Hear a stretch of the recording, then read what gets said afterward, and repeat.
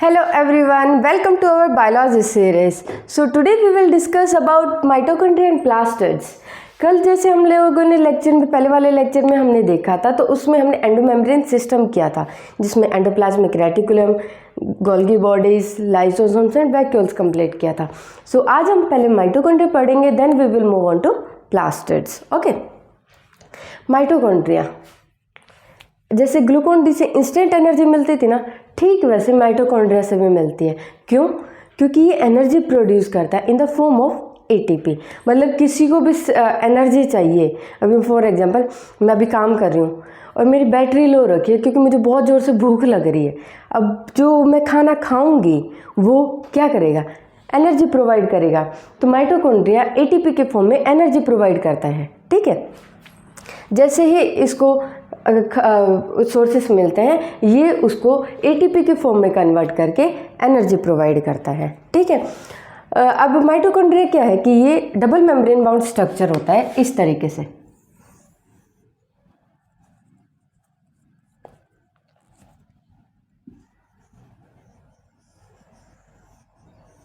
ये देखो, ये इसकी आउटर मेम्ब्रेन होती है और ये इसकी इनर मेम्ब्रेन होती है.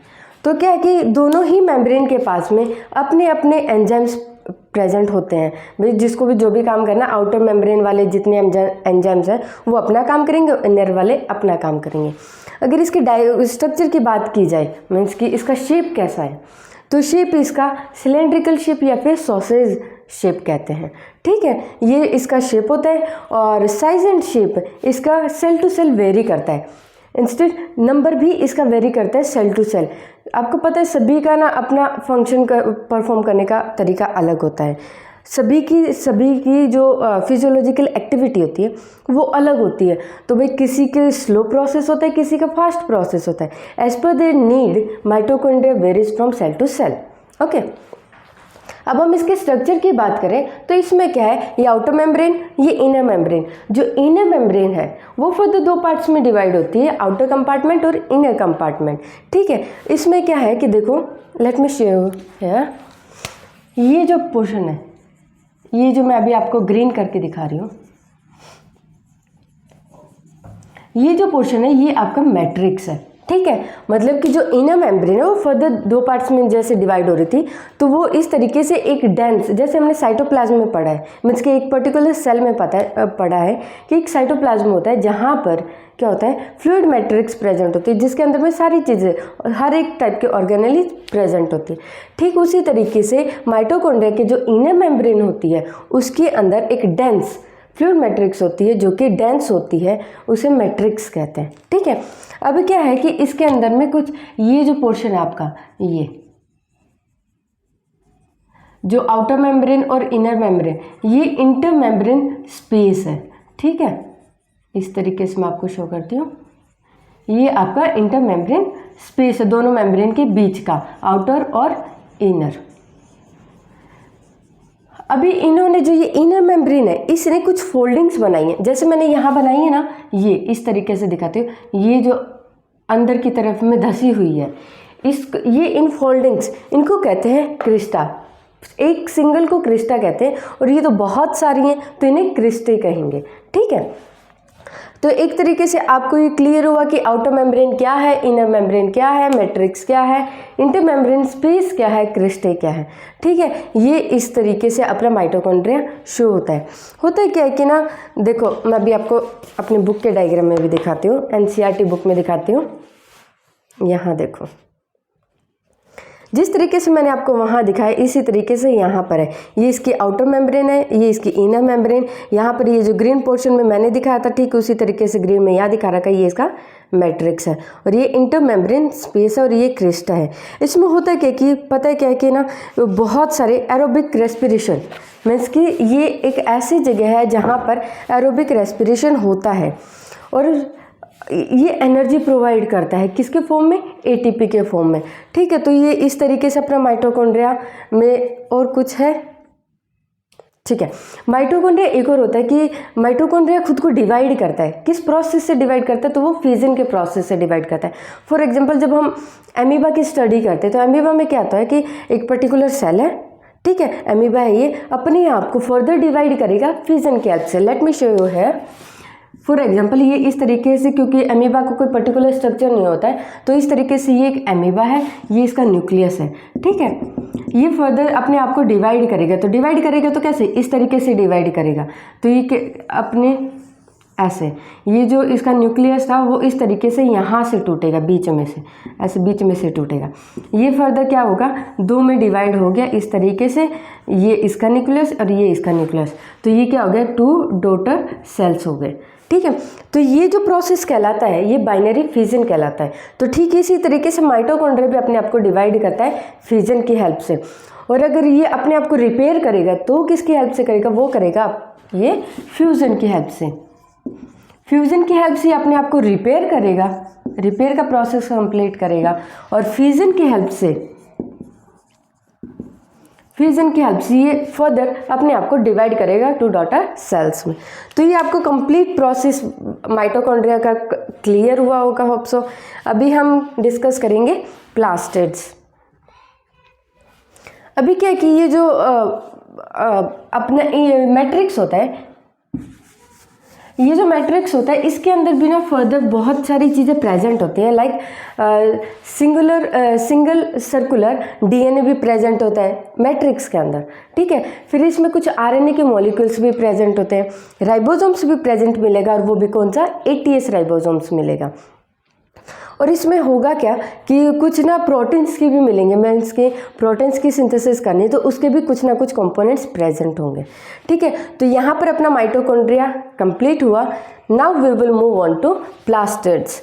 इसके अंदर में क्या है, जिस तरीके से हमने माइटोकॉन्ड्रिया पढ़ा ठीक उसी तरीके से हमारा ये क्लोरोप्लास्ट है, मीन्स कि इसमें भी 2 मेम्ब्रेन थी, आउटर मेम्ब्रेन, इनर मेम्ब्रेन। ठीक इसी तरीके से इसमें भी 2 लेयर्स है, आउटर मेम्ब्रेन, इनर मेम्ब्रेन। देखो ये जो ब्लैक कलर में शो कर रखी है इसके आउटर मेम्ब्रेन है, और ये इस तरीके का स्ट्रक्चर है, तो इसकी हम इनर मेम्ब्रेन मैंने रेड कलर से शो कर रखी है, ठीक है।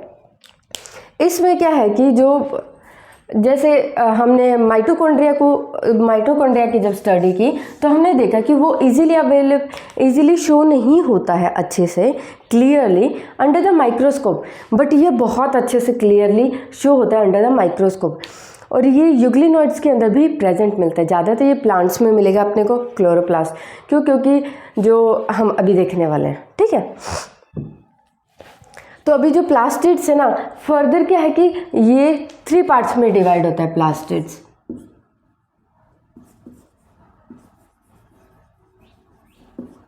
क्लोरोप्लास्ट,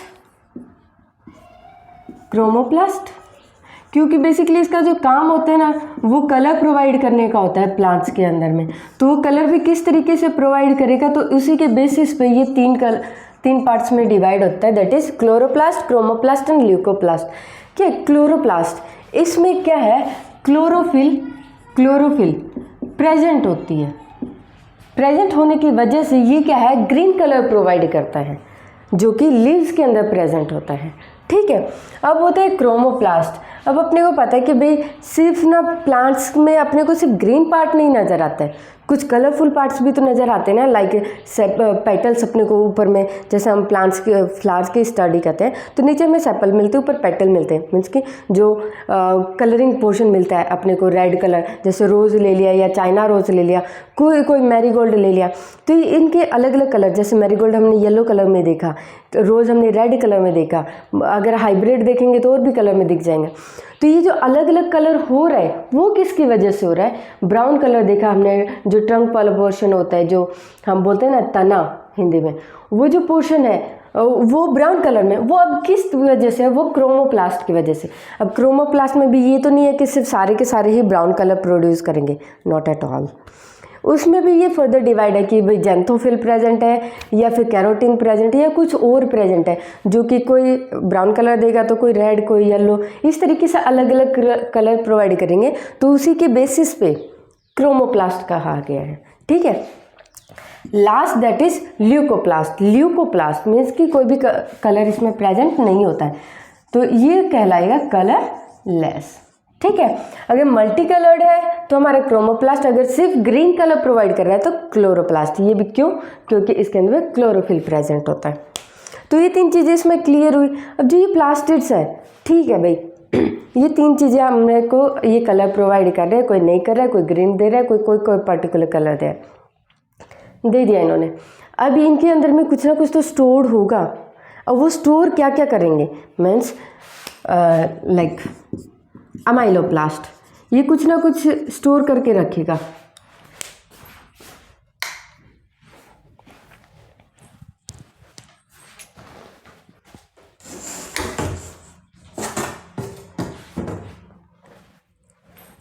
अमाइलोप्लास्ट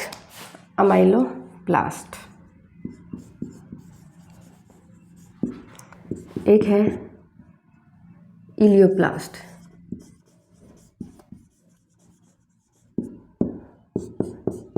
और एक है एल्यूरोप्लास्ट। अब ये तीनों के तीनों क्या स्टोर करते हैं भाई? अगर कोई भी carbohydrates, for example starch, carbohydrates अगर स्टोर कर रहा है कोई भी पार्ट, तो उस पार्ट को कहेंगे कार्बोहाइड्रेट्स। अगर अमाइलोप्लास्ट है वो स्टोर करेगा किसको? कार्बोहाइड्रेट्स को। अगर ऑयल्स और फैट्स को स्टोर करना है तो वो कौन करेगा? इलियोप्लास्ट। ऑयल्स एंड फैट्स, ठीक है। लास्ट अगर प्रोटीन्स की स्टोरेज हो रही है वो कौन करेगा? एल्यूरोप्लास्ट।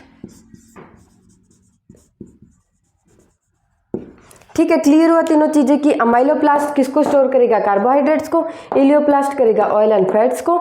एल्यूरोप्लास्ट करेगा प्रोटीन्स को। ये हो गया अपना प्लास्टिड्स के बारे में। अब हम करते हैं इसके स्ट्रक्चर के बारे में। तो देखो, जिस तरीके से यहाँ मैट्रिक्स थी, ठीक उसी तरीके से यहाँ पर क्या है, ये जो जगह है इसको कहेंगे स्ट्रोमा। ठीक है, ये अलग तरीके से। अब स्ट्रोमा, ये हो गया स्ट्रोमा। अब ये जो पोर्शन अपने को नज़र आ रहे हैं, ये जो पोर्शन है ये अपने थाइलोकॉइड्स हैं। फॉर एग्जांपल, जब हम कॉइन्स, सिक्के ले लो, सिक्कों को एक के ऊपर एक रखते जाओ तो कुछ ऐसा ही स्ट्रक्चर नज़र आएगा, उसे कहेंगे हम थाइलोकॉइड्स। ठीक है, यहाँ पर ये ग्रैना के अंदर में प्रेजेंट मिलेंगे। ये इसके आउटर मेम्ब्रेन, ये इनर मेम्ब्रेन है। ठीक है, फिर स्ट्रोमा लैमेले क्या है? 2 थाइलोकॉइड्स को जो ज्वाइन कर रहा है, ये देखो, ये वाला जो पोर्शन है, ये इनको कहते हैं स्ट्रोमा लैमेले। तो इस तरीके से आपको स्ट्रक्चर क्लियर हुआ कि भाई क्लोरोप्लास्ट के अंदर में किस तरीके के स्ट्रक्चर है। जैसे ये डबल मेम्ब्रेन बाउंड स्ट्रक्चर था, ठीक उसी तरीके से ये भी डबल मेम्ब्रेन बाउंड स्ट्रक्चर है। ठीक है, इसमें भी ठीक वैसे ही राइबोसोम्स प्रेजेंट है, सिंगल सर्कुलर डीएनए प्रेजेंट है, कुछ आरएनए के भी मॉलिक्यूल्स प्रेजेंट है। देखो, मैं अभी आपको डायग्राम दिखाती हूँ।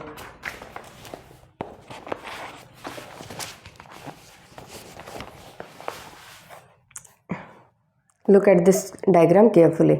This is outer membrane, this is inner membrane, जो कि मैंने वहाँ पर रेड से दिखाई, यहाँ पर जैसे आपको पिंक कलर से शो कर रहे हैं।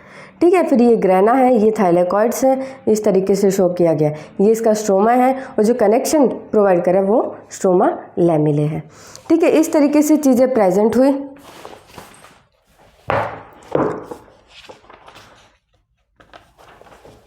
एक चीज़ है कि जो माइटोकॉन्ड्रिया, उसके अंदर में 70S राइबोसोम्स होते हैं। मैंने 80S बता दिया था बाय मिस्टेक, इसके अंदर में 80S होते हैं, वो थोड़ा मिसमैच हो गया। ठीक है, यहाँ पर 70S राइबोसोम्स मिलेंगे और यहाँ पर 80S राइबोसोम्स मिलने वाले हैं। सो अपना ये माइटोकॉन्ड्रिया और प्लास्टिड कंप्लीट हुआ। नेक्स्ट लेक्चर में हम देखने वाले हैं ribosomes, cytoskeleton, cilia and flagella. ये 3 से 4 छोटे छोटे टॉपिक्स हैं, जल्दी कवर अप हो जाएगा। तो ये हम टॉपिक्स नेक्स्ट लेक्चर में करने वाले हैं। So till that time stay tune with us, और अपने स्टडी के ऊपर पूरा फोकस करते हुए ध्यान से एकदम मन लगा के अपनी स्टडी को क्लियर आउट कीजिए। बहुत अच्छे से ध्यान दे के पढ़िए। Bye bye.